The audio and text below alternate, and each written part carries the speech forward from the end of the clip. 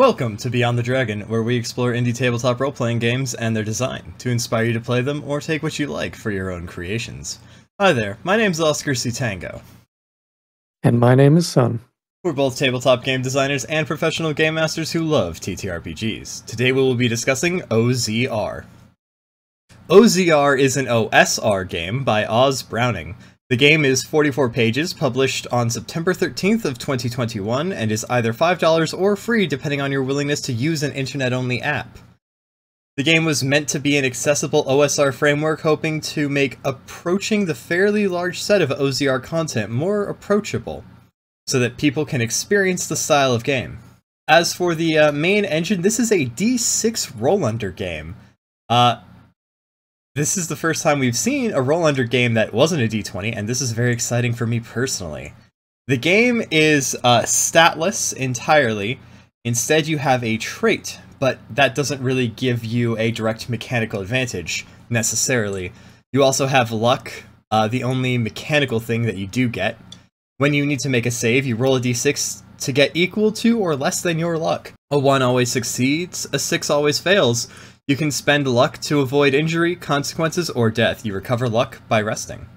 Son, what do you think of OZR? I really like OZR. I really like the whole presentation of this simple OSR game. And yeah, I understand it to be on the simpler side, but it does allow and encourage for us to build upon it. I really like its interpretation of hit points or hit protection and the avoidance of death through its items, saves, and traits, and we'll get onto that. Honestly, after rereading OZR, since I read it many moons ago, I really think OZR is up there with my other OSR games that I would go to immediately.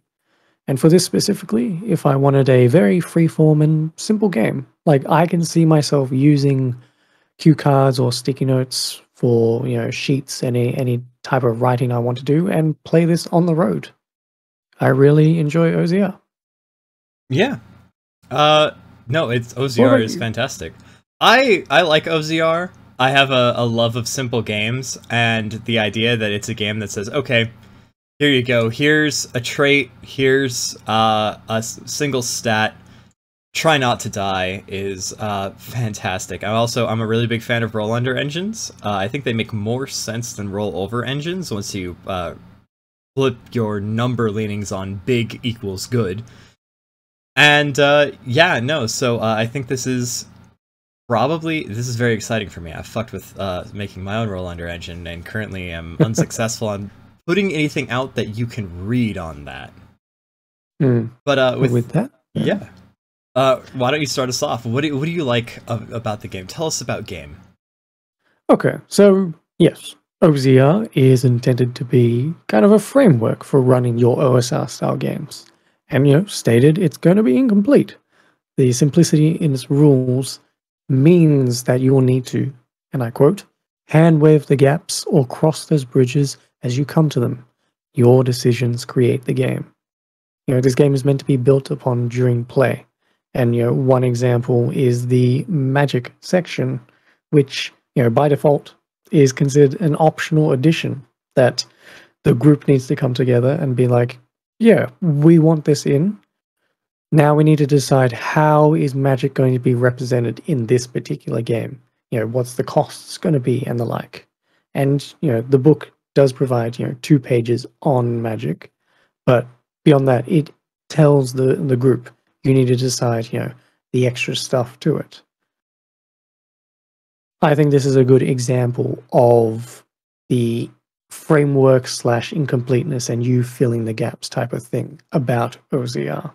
And definitely wanted to bring that point up definitely first. Yeah, no, and it really does do a good job of being like, look, you're going to need to work at this. As a side note, I like how we started with a 7-page framework, and we're like, this is like one of the shortest games we could possibly do an episode on. And now we're doing a 44-page framework, and we're like, it's still incomplete.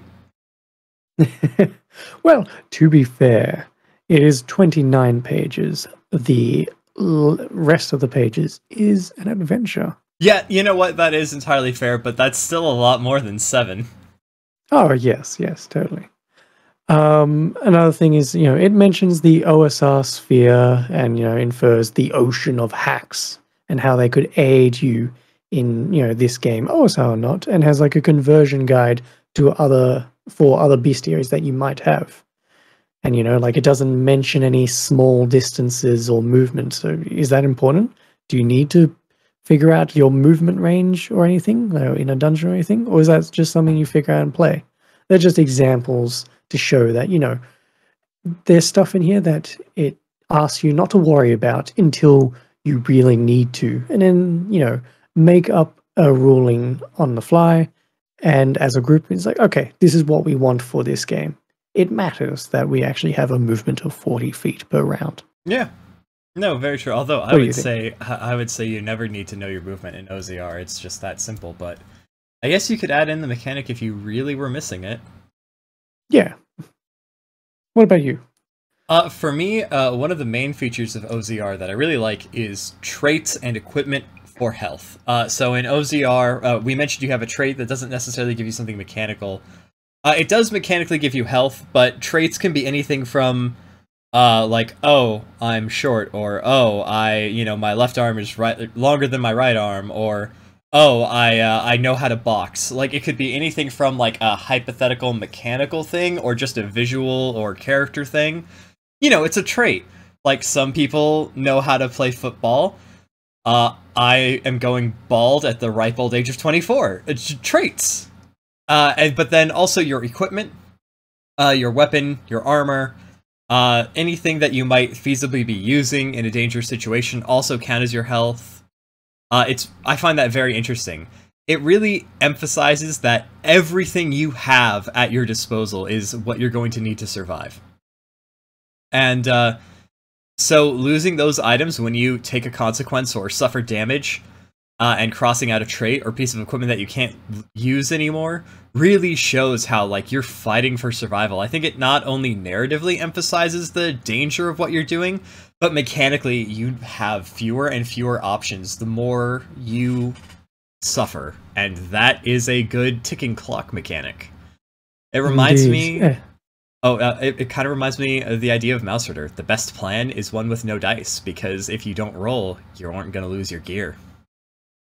No, 100%. And that was going to be my second thing too. Slightly different way, but yeah, avoiding danger, survival, and tracking injury are all rolled neatly together. The only role is your saves, and that's to avoid danger, and your luck and your traits and items all aid you in doing so. Giving you advantage on the save or acting as your HP. Mm-hmm.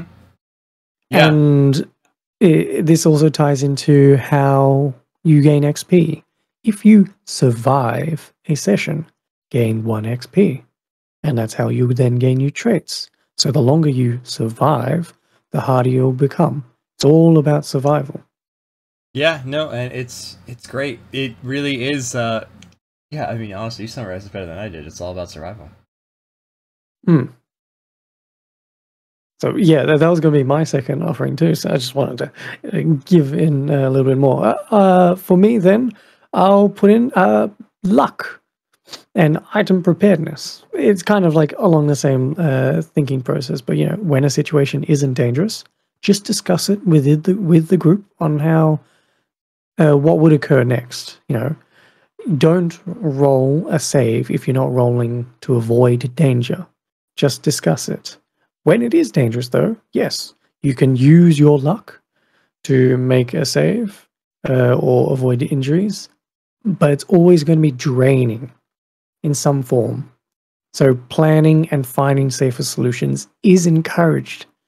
And when that doesn't work, luck and your preparedness, the amount of items and the traits that you can use, is how you'll push through another day. And this is also emphasizing the fact that NPCs don't get luck. The player characters are special in that they're somewhat lucky. I see that as like a little interesting quirk to think about. Sure, it could be just a game mechanic thing, but I like maybe putting more emphasis on that maybe. Yeah, no, I can definitely see that. Although, on the other hand, I mean, when you say just a game mechanic, it is worth noting enemies don't have to roll. And so that luck is also the thing that makes players able to fail. Yeah. Well, and I guess suppose the enemy is able to fail. Oh yeah, because one of the things we should mention is you can spend your luck to get out of danger. Yes. So not only is it your target number, it is also a way to get out of a danger once you actually fail your save. Yep, but what about you? I mean, you touched on it briefly about leveling. You said that you get 1 XP per session, and that's true. The other thing about this is that in OZR, when you have more XP than you do just your traits, you level up and gain a new trait, which means you always know exactly how many sessions it is until your next level. I like that. Yeah, no. Nice, clear signposting of this is when you'll get your fancy thing. Extra fancy thing is always good. It's always a checkered flag at the end of the line that players can look forward to. Yeah, you don't have to check any XP charts to see when the next level comes. You know all the time. Indeed. Since we kind of merge on one, I will bring up. I'll bring up just the layout itself.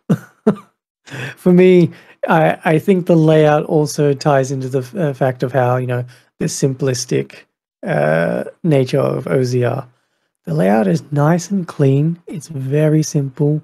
It's there's, each of the topics, the chapters are all one page. You can just easily flip to whatever you want. The color palette, which is, I guess, not something I thought about really before now, is, a very nice one. A very white background and then red chapter text, red, heading text. And then, when there is art, especially on the chapter pages, a nice grungy artwork of a character or the like. I really like the presentation of the rules here. I think it aids to its clean and very simple system. Yeah, no, it is very readable.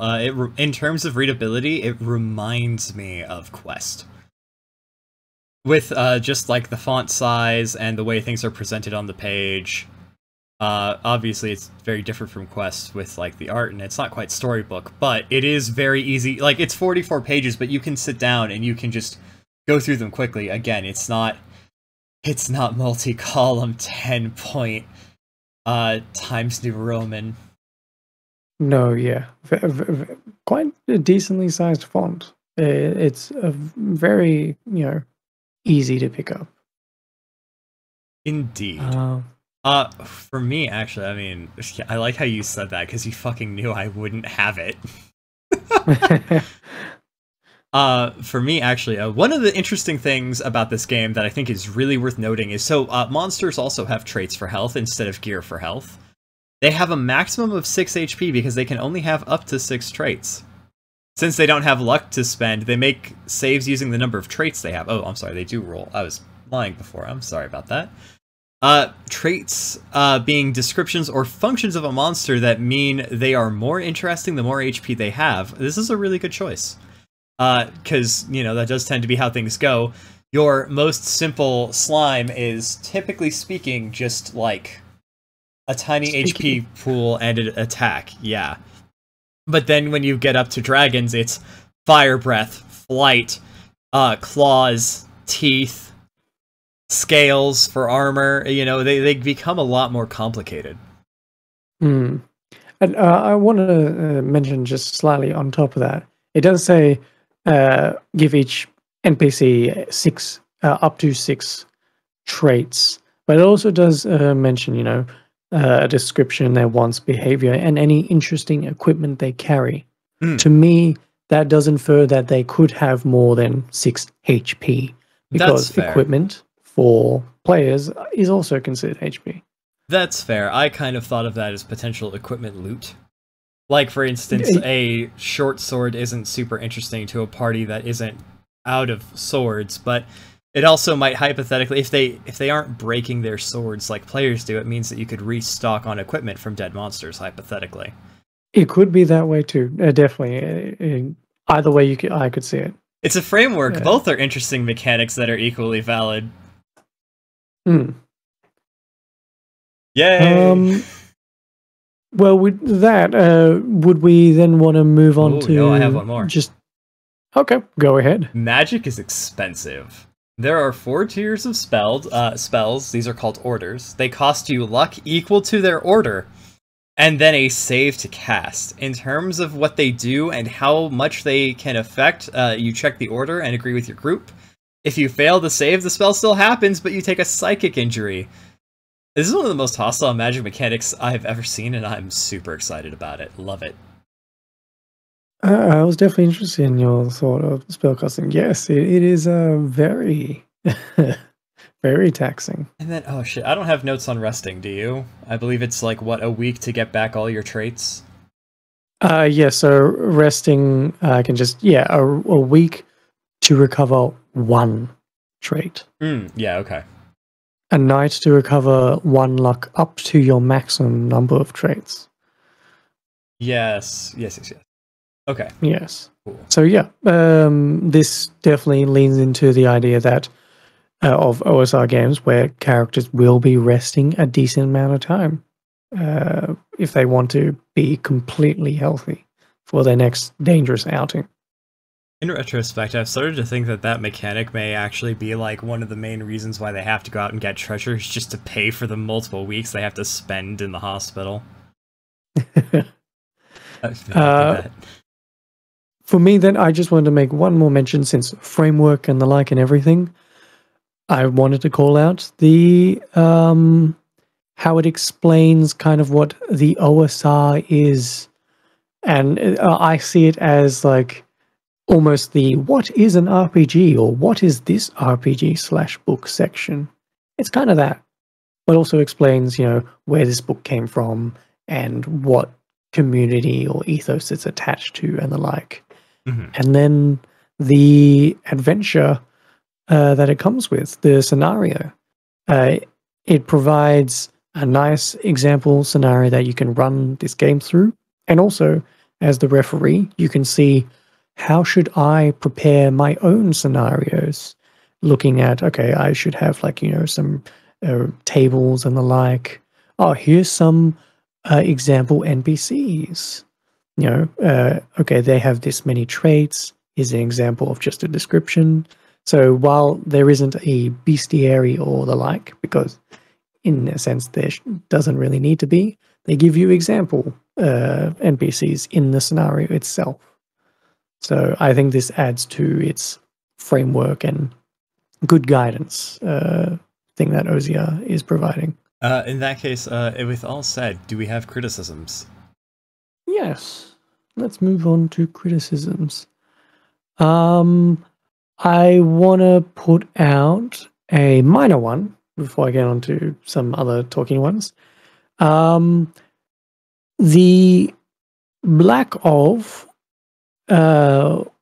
mentioning turn taking in some form, not necessarily initiative, could aid in providing a little bit more guidance and support to make sure all individuals can share in the decision making, whatever that is. And then I could, whatever that is, then use it for combat to make sure just how combat is currently, the loop of play is the same, because combat is the same when you're just playing the game normally. There's no distinction, there's no initiative or the like. And I could see something akin to index card RPGs clockwise around the table, just something. I'm okay with that, the lack of guidance, because I can, with my, experience of playing games, I can work with a more free form, and then when it gets to combat, just make sure each player has gone, before people start doubling up. Or maybe if something's dramatic, then make a player go twice or the like. But yeah, I think maybe just some kind of turn-taking guidance could be useful here. Yeah, even just a make sure everyone goes once. Yeah. For my criticism, actually, I have a very different one. I have one that I'm sure you'll recognize.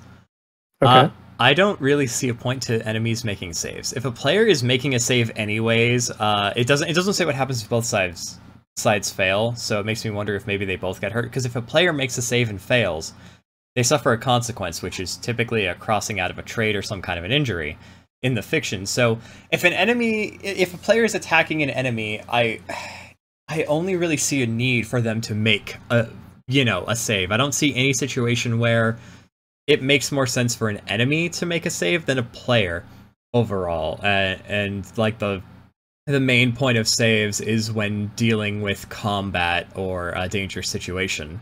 Traps aren't going to be making saves. Enemy saves are only going to happen during combat. And they're to determine who gets hurt. It seems a bit like it was there because enemies normally roll, but I think you could do a Grimblade thing and just have the player make the save. And since the success mechanic is resolved within the player luck, if the player succeeds, they win. If they don't, they suffer an injury, and that way it's just trading who hits who. Yeah, fair enough. Yeah, I can see what you mean. I guess it's just there just to make sure that if you need the option, that is available. On the other hand, in the words of the Bastionland dude, whose name I cannot for the life of me remember, don't nerf your monsters by letting them miss their cool shit. Just let them do their cool shit. Yeah. And so, I in this system, I would want to allow my monsters to just do their cool shit just based off just a player save. Yeah. Exactly, right? So, I guess after saying, like, wow, it's weird that there's no turn-taking rule, being like, why is there a rule for this? You're right, there might be a situation where you think a monster really does need to make a save. That's fair. To me, it seems a tad bit like, a bit just unnecessary, but no, fair enough. I could see where... I could imagine someone being like, oh, man, if only I knew how to make an enemy save. But then also, I can see it allowing the monsters that do have a lot more traits to, feel that power. Like, a monster that has 6 traits, they make their saves, and they need to roll under a 6. So that means they're going to do their special thing at the start, before they start, getting damage inflicted upon them. And allows the players to, chip away at the monster itself. Yeah, but if a 6 always fails and the monster rolls a 6 and fails because it's making a save to attack, what happens? Does it get hurt? See, this is what I mean. Like if 2 parties in combat both fail their saves, do they both get hurt? I guess maybe in this situation where we have the Grimblade situation, is this the players, if we're going more team-based, the players get their active turn, and then the enemies get their active turn, but both sides are reacting? I see, yeah, that's why I'm not quite sure that it makes a lot of sense narratively. Because in Grimblade, one side's acting and reacting, but it's a pass-fail situation. Either the players fail or they succeed. There's no option where both sides fail because of the fact it's contested. In this, saves are based on your luck. It doesn't have rules for contested rolls, which you could implement if you really wanted to. And there's no reason you couldn't. But, so, I mean, again, it's a hack, but it just... So, I mean, you could absolutely take this pre-existing thing and say, well, this is a pre-existing rule. I'm going to change how it's implemented and do this. But we don't do our conversation based on what could hypothetically... We don't argue with negative space on this podcast, unless we're doing unnamed design talk. So, as written, it seems out of place for what the game already has mechanically. You could do things with it, you could change the game to do it, but that changed game is not the book we're reading. So if it was listed as an optional rule, I would be like, oh, there's this neat optional rule for if you want to hack it, but it's not there. So yeah, it's definitely one thing to be like, oh, that's interesting. Why? This is the most hotly debated criticism we've had yet.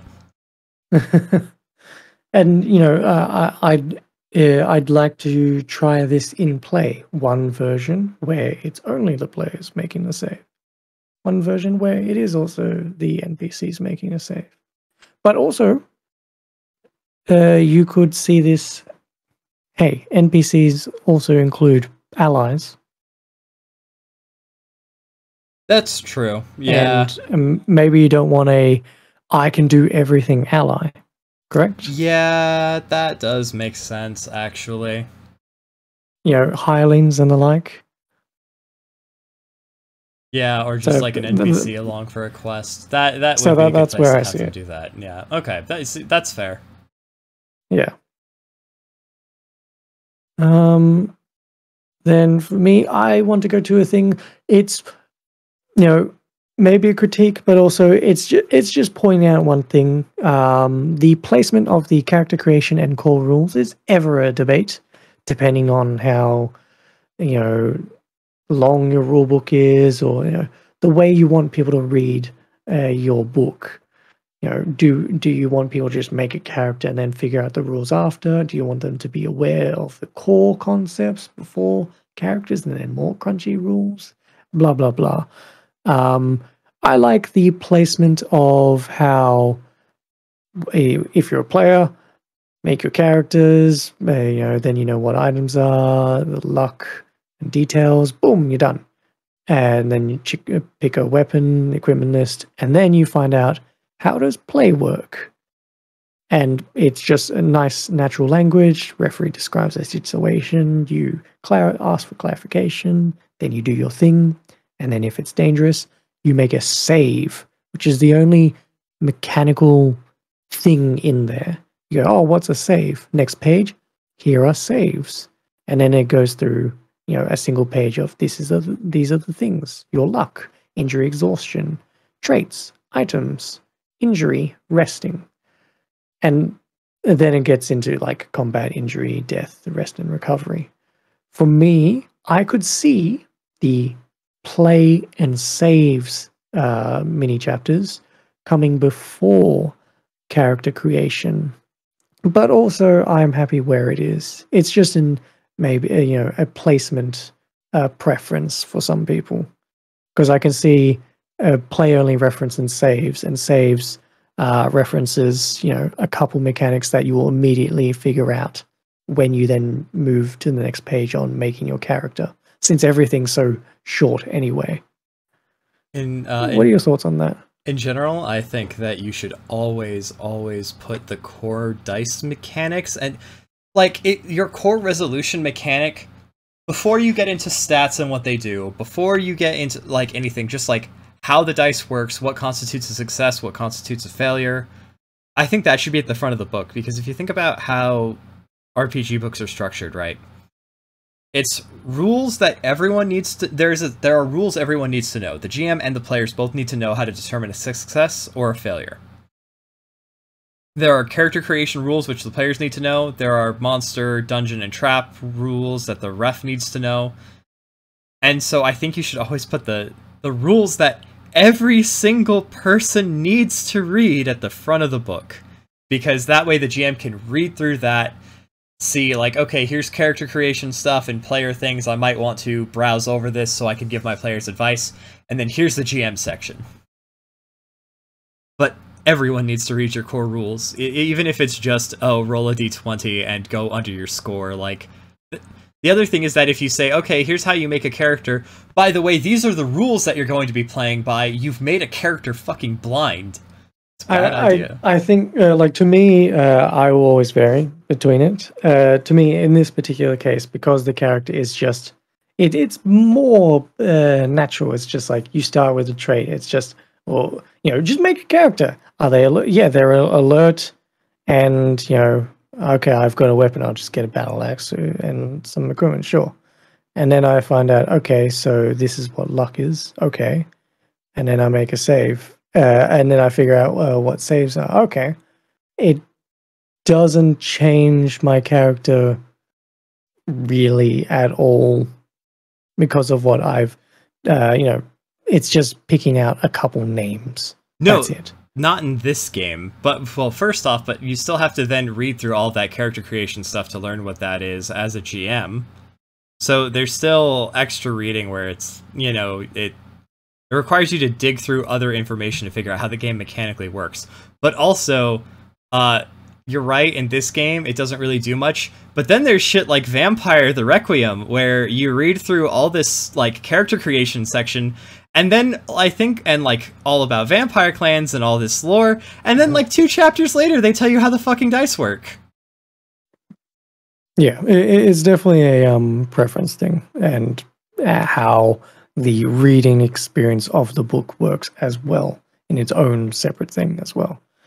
But yeah, something I wanted to bring up since, in this case, yeah, we had definitely a discussion brought up about that, but not specifically about OZR. What do you think of that? I assume for you, based on what you've said, you would want play and saves to be before everything else. Yeah, just so that, like, well, this is gonna sound selfish, but just so that when I am reading these books to make my notes, the way we structure them is main engine, game stuff, criticisms, standouts, and then like hacking or stealing from the game for our own works.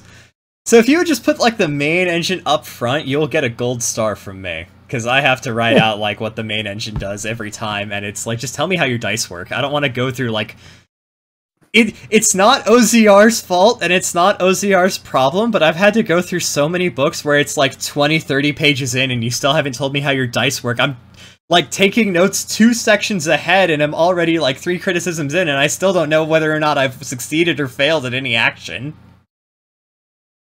Fair enough. It's not OZR's fault, but it is a gripe that I have. What about you? What's another critique, if you have any? Actually, so, one of them that's kind of interesting is that, weapons, with the rules as written, being broken when you, suffer an injury, makes it about the same as losing armor or a shield. That seems like a lost opportunity to me. It does want you to hack it, so you could say that you can't attack without a weapon, but like I said, we don't argue with negative space, we do rules as written, and rules as written, it's just lost HP. Fair enough. Do you want to go more into detail with that? I think that a situation where, well, since the constantly losing equipment, and then you can't use that equipment anymore, which most of the time in OZR means you can't lose it as a ticking clock. Losing your weapon to a bad roll, or, where it really does, if you can't fight anymore, it would kind of take you out of the action. You would actually have to bail, and I feel like that would significantly increase the feeling of threat, because, like, oh no, monsters, oh shit, my sword got broken. Well, what do I do now? And, like, you could hypothetically just pull out your fists and start beating on them, and, you're still as effective as you were with a sword, you just have lost an HP. But saying, like, oh no, now you can't fight, is there some other way you can help your allies? Could you try to distract people, or something like that? Okay, yeah. It means that losing your weapon makes you have to think very differently about how you're engaging with the fight. Because you can't just punch a dude. Fair enough. Yeah, I guess this is where there would be a bit more of narrative expression of, like, okay, in this case, yeah, you are using your fists when a weapon would be preferable, and you don't have a, like, well, in this case, I would try and use the mechanic already stated of, like, the traits. It's like, are you a brawler? Then you probably can't use your fists. No, that's fair. That well, and I could see traits coming up there, and you're right, that is a good, like, crossover, but still, like, that's you hacking it. That's you looking, because brawler isn't, I don't think, a default trait. So, like, that's already you adding to the game. There is room to improve upon this, but as written, it's a kind of lacking addition to the mechanics. Fair enough. Yeah, weapons in of themselves is just a different HP and also by default the way that you would, just based on the narrative, inflict harm. Yeah. Yes. Because, if they're just HP, you might as well do the Dark Souls thing of go dual shield. And in this case, the major thing you could see here is, okay, why does the bow and crossbow cost a lot more? Well, they're ranged weapons, therefore you can deal your harm from afar. Yeah. Yes. So yeah, no, that was just my thing, is like, it's... There could be more here, even just suggested mechanics, but as it is, it's another segment of your HP bar that, when lost, is mainly just like an, oh no, I'm down another HP, time to keep punching. Because I am trying to connect it to this is the OSR and influencing, emphasizing that space. Yeah, it's definitely, yes, you have this battle axe that allows you to, what could you do with a battle axe that you couldn't do with your fists, type of thing. So yeah. Oh, nothing in particular. I cut ropes with my bare hands, so. Fair enough. That's my trait. Yeah. Then for me, since we are actually talking about weapons and all that, less a critique and more just like a, what else can you use your coin for? Besides just getting items that is used for HP and advantage, since XP for gold doesn't exist in OZR, it does reduce the importance of coin by a bit. You did mention one thing where I'm like, oh, okay, yeah. You might probably have to pay for some room and boards to have somewhere safe to rest up for a couple months, a couple weeks to regain all your traits back. So I can definitely see that. But obviously that's just inferring that, yeah, you'll probably have to pay for some safety. So maybe I would have liked to have seen, what else do I do with this coin? Or is coin just for HP replenishment and, advantage gaining? And sure, items that you can gain and be in a situation that, it's not dangerous. And I need, of course, a rope to climb this. It's not a dangerous situation, but yeah. But that a reduction of the thing is just coin equals HP. Is what else could it be used for? Yeah, that was that's my fair. Query. That's a valid thing, because when you really... No, you're right, like... So one thing I've noticed, at least from the OSR games that I have read, is that typically you tend to find that the... because they're lower powered, you're not saving the world, you might barely even be saving a town. You're kind of just going out to adventure because that's what you're doing, and a lot of them are dungeon crawlers. The reward loop is to get higher level to better crawl dungeons, and that's kind of a self-fulfilling loop of you're interested in it because you're interested in it, and I could see... I've seen other games be like, no, you're going out to adventure because you have specific goals that benefit you and a wider thing that you're doing. And I can see why, as a, like I could absolutely see why with, save the world plots became more popular, because why are we adventuring to get strong enough to save the world? Not just, why are we crawling in dungeons? Because that's what we do and it's fun. And don't get me wrong, I'm not saying that, if we crawl in dungeons and that's what we find fun. If you like dungeon crawling and the danger of that, like, it's a fun style of play. Fucking fantastic. I would want to add on to that, a little reductive. It's more, yes, it's fun, but also we want to level up to get more cool shit to level up. Yeah. It's a loot gaining system. Well, yeah, but, like, it's circular logic. Yes, we go out to level up, to be better, to be able to go do more dangerous shit to better level up. And, like, when you look at other games, that when you say, oh, we level up, why? To get strong enough to kill the big bad evil guy and save the world. That is at least a goal progression. I see. Not to say that that's, like, the only way you can do it, but there are a lot of games where... Games that have a hypothetical endpoint, on the one hand, I can see why it's like, well, once you've done this, like, would you do it again with new characters and a new narrative focus? And sometimes yes, and sometimes no, you've kind of experienced the game. Whereas with a dungeon crawl, it's like, no, there are infinite enemies and dungeon combinations to go through. The self-fulfilling loop tends to have, like, if you like the loop, there's a lot more there for you. And the narrative thing, if you want to experience new narratives with new characters on new adventures, then a game that provides you a good narrative system and reason for doing things, like a good character buy-in from the start, will probably be longer lived for you. And I think I'm at the point where I am much more in the second camp, because I run a lot of combat games where it's like, why do we do combat? Because combat is what we do.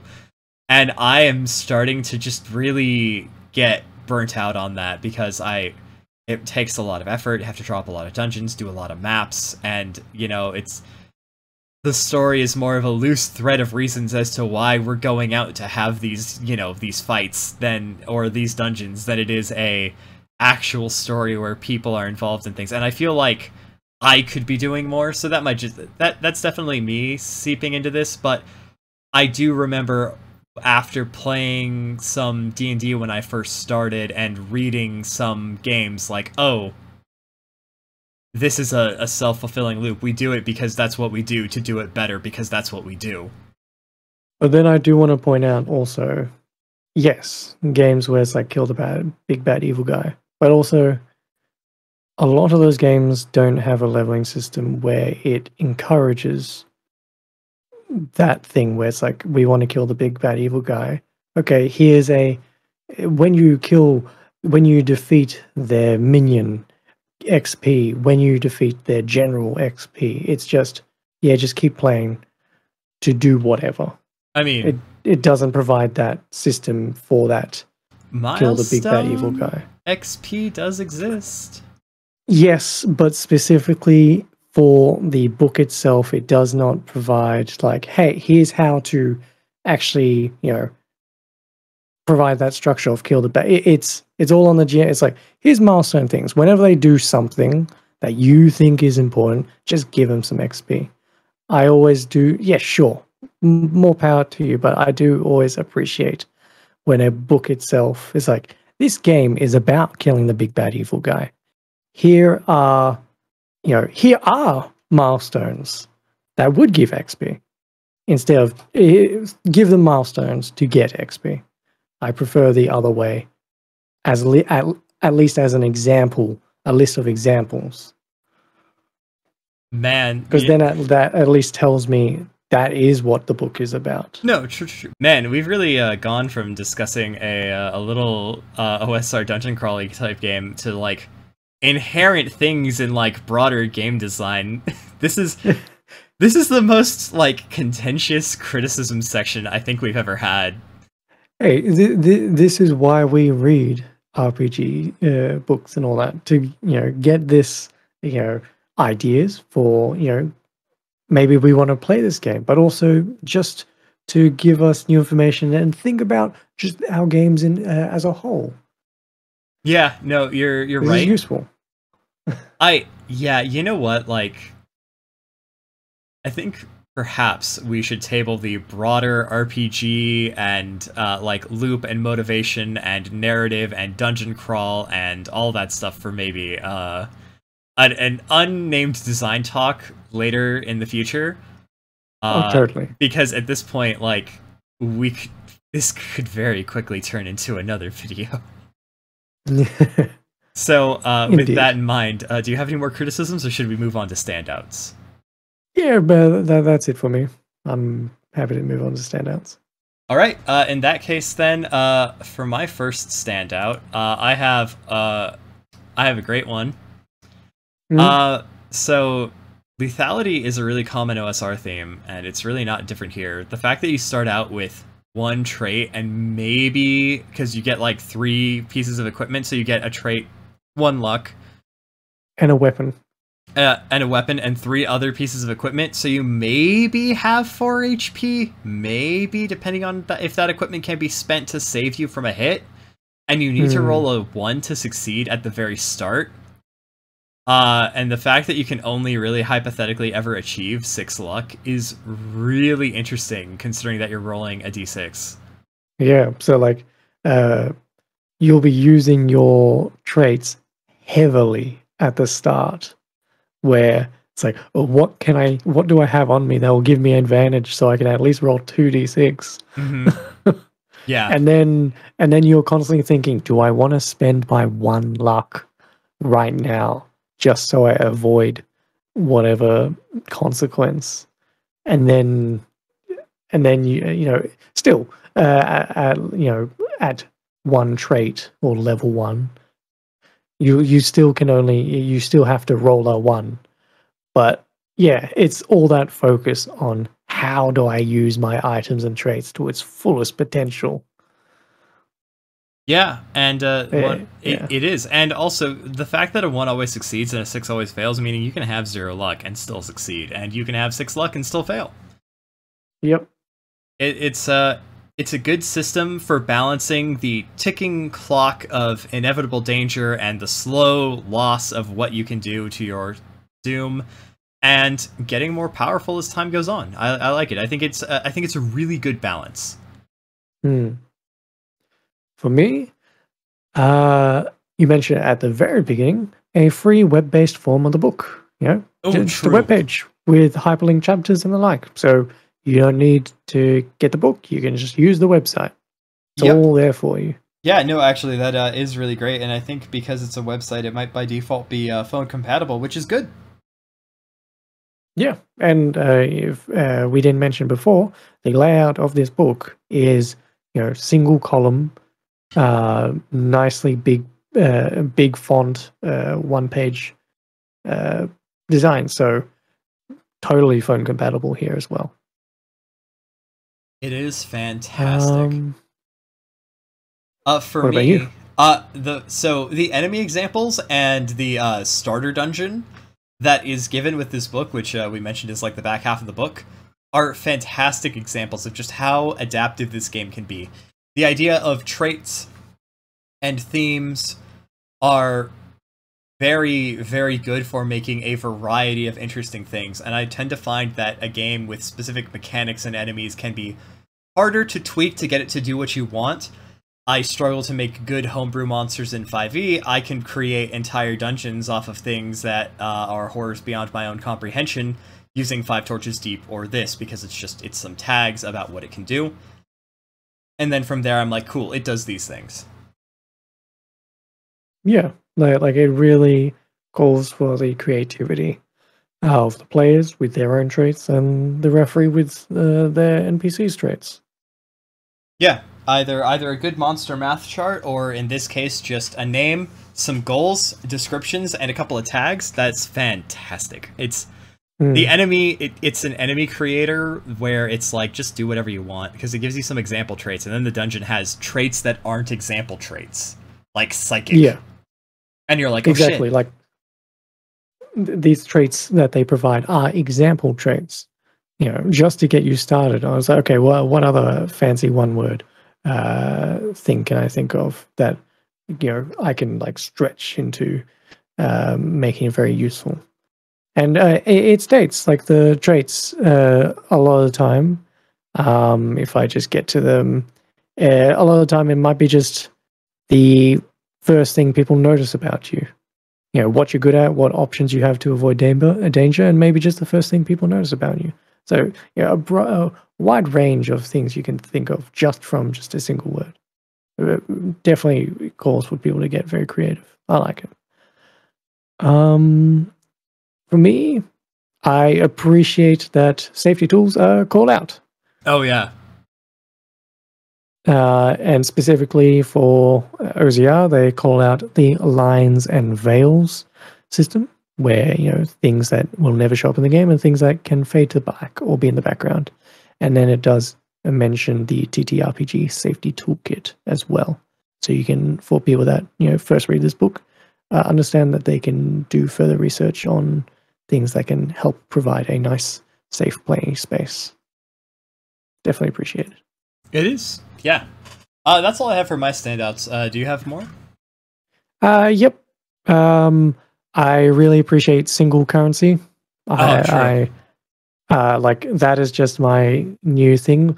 Maybe 2 types for standard, and then for the rich people that you're kind of trying to overthrow. But as a whole, Single currency is what I like. I like the triple currency, but like there's not a reason for it. Single currency is better, it's simpler, but just I like being able to throw copper at people. I see. Call me Ian Azir because I'm gonna give you some shitty copper.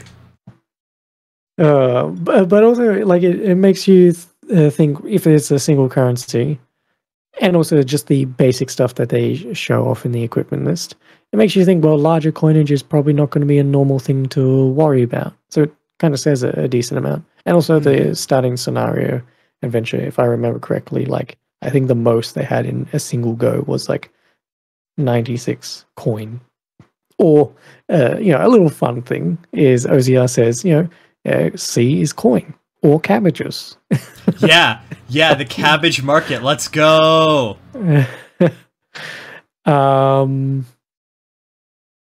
For me, also, in the referee section, the event encounter die. This reminds me of the overloaded event die that people might be aware of from Necropraxis, the blog, and many other blogs that have built upon that. But basically, any time that a turn has occurred, the referee rolls a d6. And 1 to 3, nothing occurs. 4, an expendable item is used up, so infers a nice, simple, light, food system. 5, it foreshadows an encounter, and 6, an encounter occurs. And on a 5 to 6, refer back to the 6 encounters that you would have made for this specific location. And of course, ignore turns in safety, so you're not rolling this die when you're in home base or the like. I like this. It just provides a nice, simple system, and also merges a couple systems in one go. Instead of tracking when food and light will run out and all that, you will just know based on this die. Yeah, no, absolutely. That does make a lot of sense. And then beyond that, the breakdown of play. I think it provides a nice, great breakdown of how play works in a nice, simple, natural language. And, I just went over it, I read through it and then moved on. And then I realized, oh, wait, that is the core mechanic, of course. And this is how, OSR games work. The referee describes the situation, and then it tells this in player-facing language. Ask them questions. Players, ask your referees questions and clarify anything ambiguous to you before continuing. Then say what you do and how you do it. And then the referee will ask you to clarify your intent if it's unclear. And then the referee, if there's anything dangerous, will explain the consequences of failure and then ask you to make a save. And then continue the loop. The referee will describe what happens next, and it continues. And if you just follow that, you'll be playing OZR easy, because all you need beyond that is just a 1d6 and something to write your traits on. Yeah. Actually, building on that, this isn't something that OZR has done specifically different than other games, but I'm really starting to increasingly like what seems to be an OSR habit of non-specific dungeons, where it's more about encounter scenarios or encounter rooms rather than building like a big map. Okay, yeah. I would probably say that, to my experience, it's more of the modern OSR sphere or NSR. OSR sphere, but I think also definitely in the NSR sphere, where, yes, it's a scenario location with themes and tables and like, Fair but enough.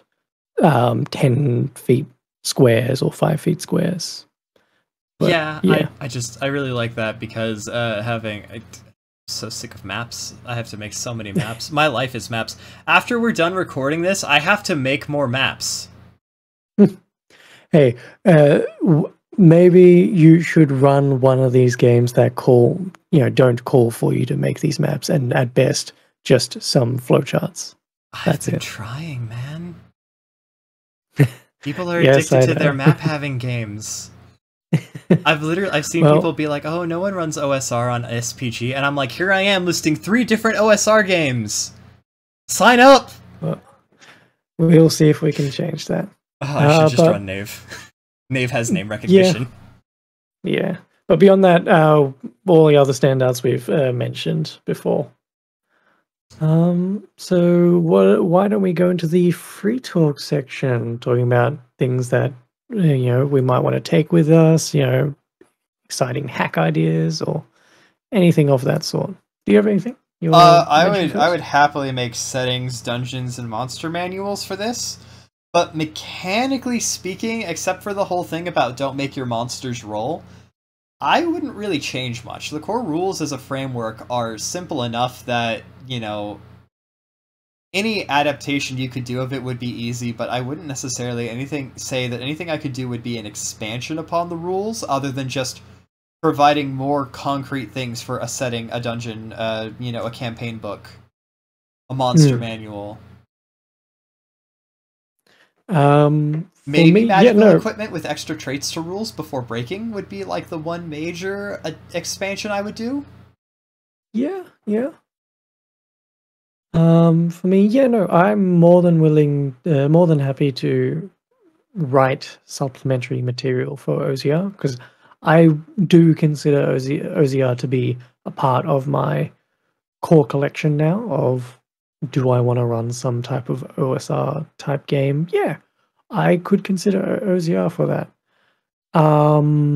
In terms of like a just a hack or a little tweak I can think of is priority or sequential traits um, for monsters or NPCs. Like, just add an asterisk to any trait.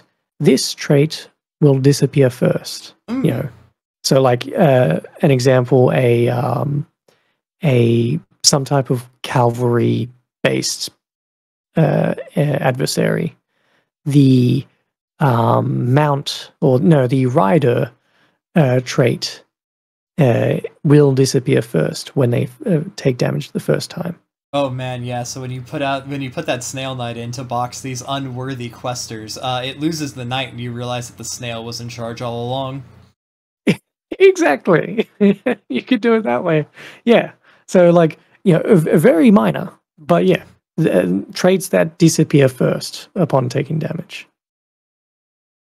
You know what? I can see Actually, it I that way. like that. That is a really cool idea. Like armored, and then they lose the armor trait. Mm.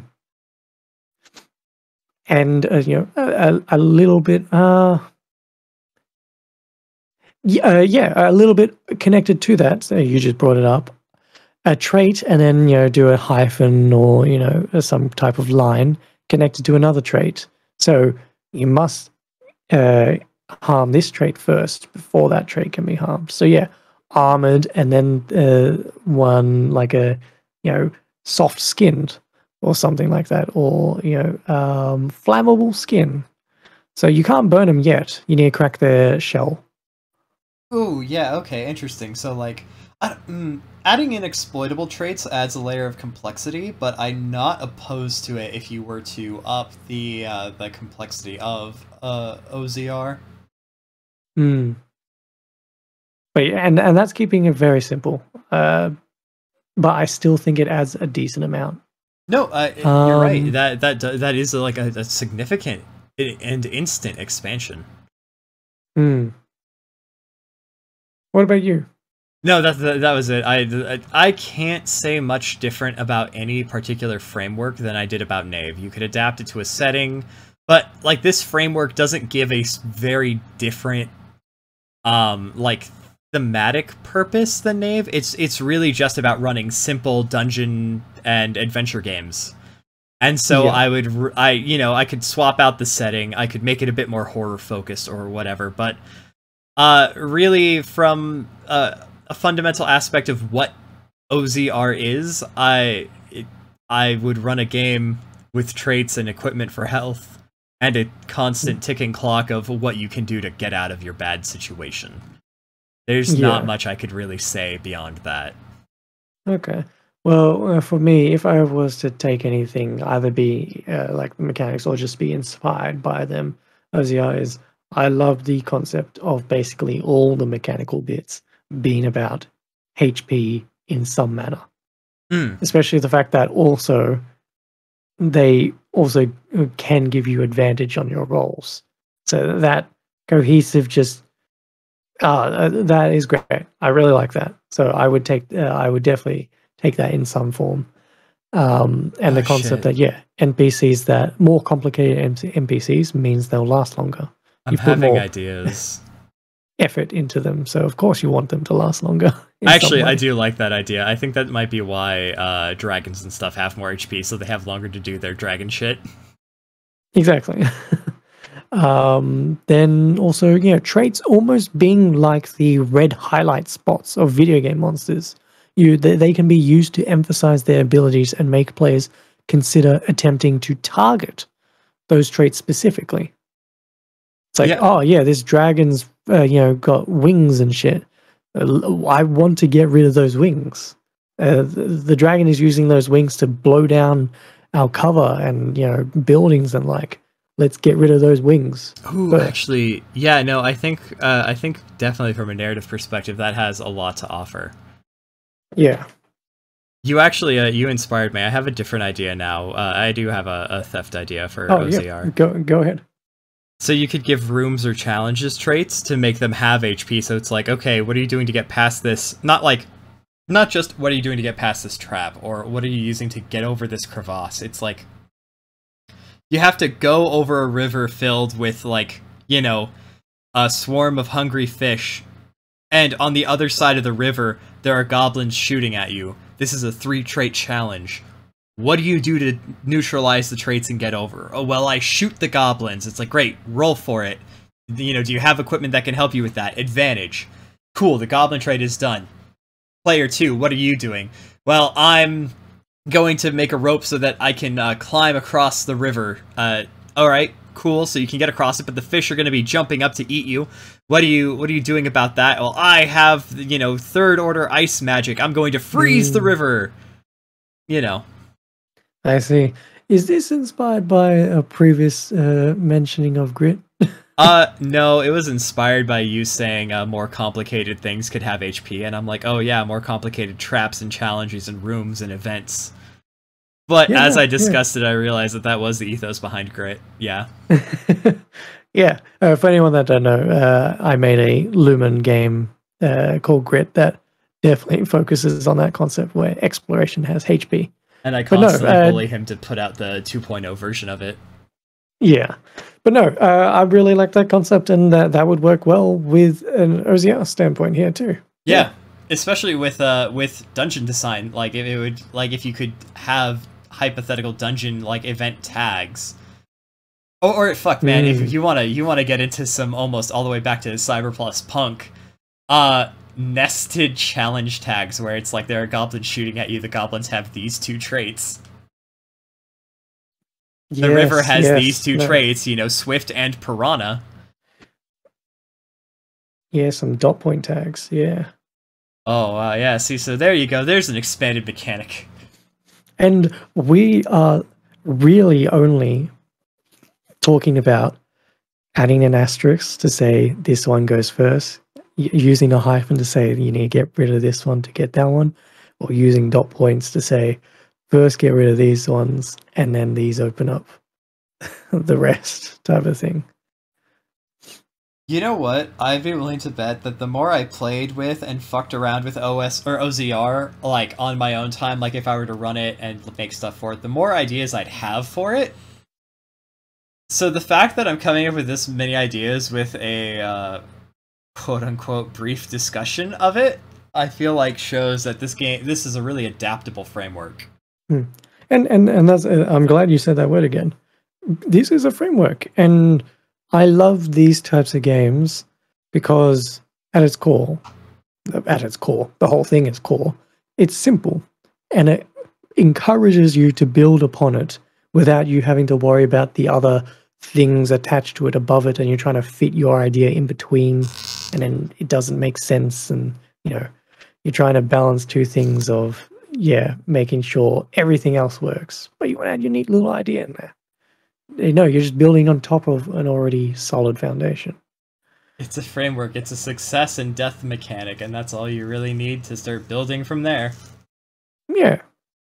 You could adapt this into a social game. You could make social situations have traits and danger, where players could have social traits that could make it pass. There's a lot here, because health doesn't have to represent bodily injury, and items could be modified to be things like, blackmail, information, leverage.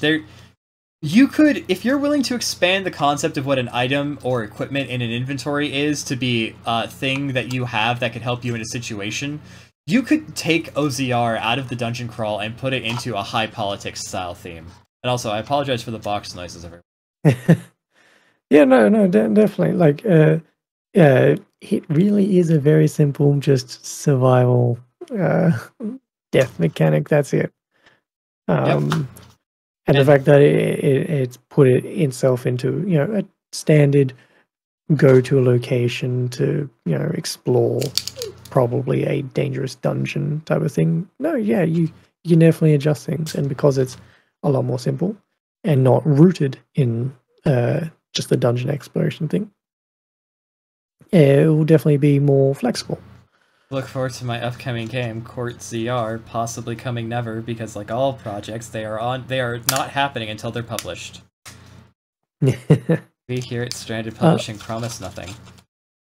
I wanted to make one more mention. So I mentioned that I really like the art, and I think it's used quite nicely in this book. I just wanted to mention the artist was by Bert of Bert Draw Stuff. Bert sure do draw some stuff. I was gonna anything else? No, but since you're mentioning the art, I'm not gonna lie. The fucking the title is staring into my soul as we record this. Oh, okay, yeah, the title picture. Yeah, no, that one's definitely a nice picture. But I was more just inferring just like the character artwork on each of the chapters. I think it's neat. No, it is. But is there anything else? I don't have any more ideas unless you wanted to sit here in silence for like 20 minutes and then have me brainstorm stuff. Well, that does sound fun. Probably not for a audience listening experience. So why don't we wrap this up then? Yeah, no, sounds good to me. Well then, since we're wrapping things up, thank you for joining us today as we looked at OZR. Join us next time for more indie tabletop discussion and design. I've been Oscar C. Tango, and joining me has been Sungone. You can find me at Sungone_ on Twitter, Sun on Start Playing Games, and Sungone on itch.io. And you can find me at Stranded TTRPG on Twitter, Oscar C. Tango on SPG, and Stranded Publishing on itch.io. You can find all those links in the description. And remember, don't be afraid to adventure beyond the dragon.